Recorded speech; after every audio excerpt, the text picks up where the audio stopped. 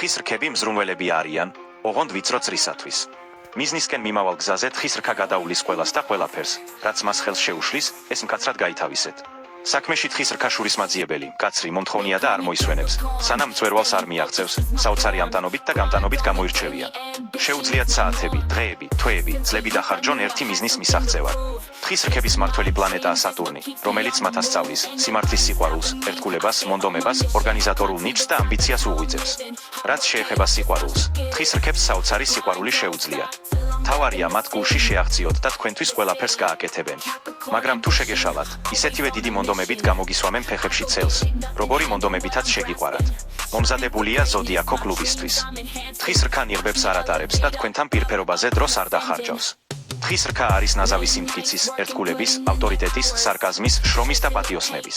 თუ გსურს თხის რქას გული მოიგო, უბრალოდ იყავი ნამდვილი და წრფელი.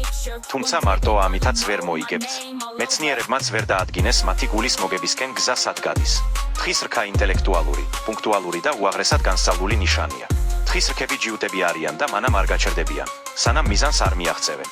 გაბრაზების შემთხვევაში თხის რქები უბრალოდ ჩუმად არიან და ვაი ამ სიჩუმეს.